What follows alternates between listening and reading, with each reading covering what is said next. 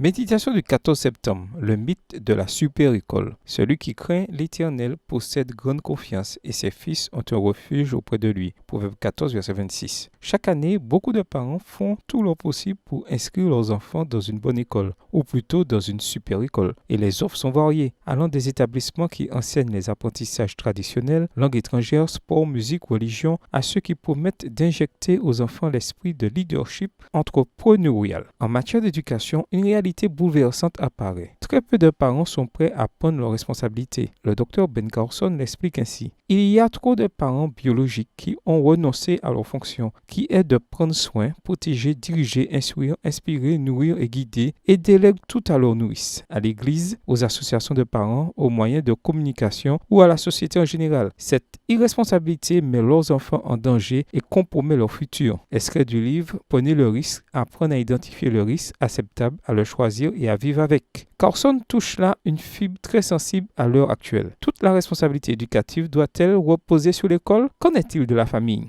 Ellen White a dit, il y a longtemps qu'elle était la principale éducatrice de l'enfant. C'est au foyer que doit débuter son éducation. C'est là sa première école. Ses parents seront ses instructeurs et lui apprendront des leçons et qui le guideront sa vie durant. Respect, obéissance, révérence, maîtrise de soi. Extrait du livre Conseils aux éducateurs, aux parents et aux étudiants. Chapitre Le foyer, une école, page 90. Le problème est qu'aujourd'hui, des millions de parents, pour des raisons professionnelles, par manque de moyens, par ignorance ou détresse émotionnelle, entre autres, refusent de reconnaître leur rôle d'éducateur. L'école est faite pour ça. La vérité, c'est qu'aucune école, même de confession chrétienne, ne peut remplacer des parents responsables. Et toi, cherches-tu aussi la super école qui te garantira un bel avenir? C'est pratique de faire reposer toute la responsabilité sur une école, en particulier si elle est chrétienne. Mais ce n'est pas juste. Les plus beaux efforts de tes enseignants pour t'aider à apprendre seront annihilés par ton indifférence, ta rébellion ou ton mauvais comportement. C'est pourquoi des notions comme le respect, l'obéissance et la maîtrise de soi font la différence dans l'acquisition des connaissances. Et ça, c'est à la maison que tu l'apprends. Aujourd'hui, demande au Seigneur de t'aider à donner le meilleur de toi-même dans tes études. Bonne journée à toi et que le Seigneur te bénisse.